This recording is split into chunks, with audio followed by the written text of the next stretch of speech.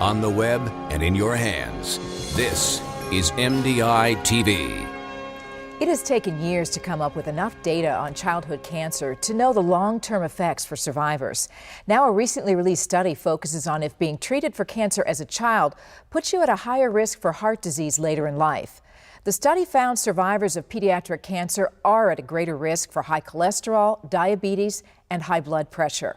Dr. Lillian Meacham is a professor of pediatrics at Emory University and also heads a cancer survivor program in Atlanta. She identified the increased risk for heart disease after studying more than 8,500 childhood cancer survivors and about 3,000 of their siblings.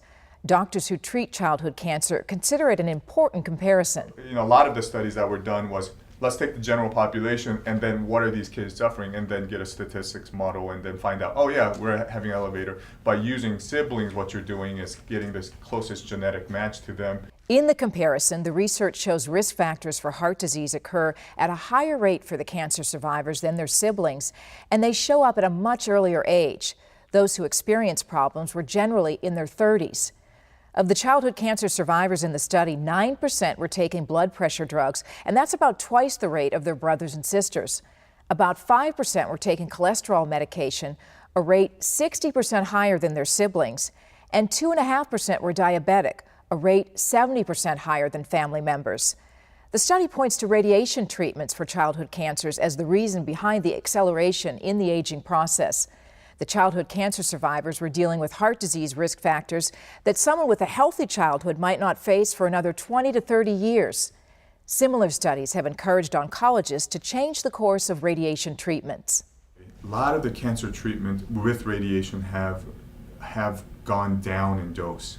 The logic being is that lower dose is better than the high. It makes sense. So you look at a lot of these treatments, what has traditionally been 4 weeks of daily radiation are dropping down to 2.5 weeks. Dr. Key says chemotherapy for childhood cancer patients can also have toxic effects on the heart, and parents have to be counseled about the long-term risks of any treatment. It's a tough dilemma. We're basically stuck between a rock and a hard place. We know what we can cause later on, but first cure the child so that he can live 10, 20, hopefully, the normal life expectancy. The latest study from Dr. Meacham showing the increased risk for heart disease among childhood cancer survivors offers this advice.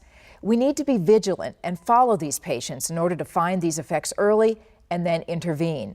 Simply put, she says treating a part of the body for cancer can wear it down.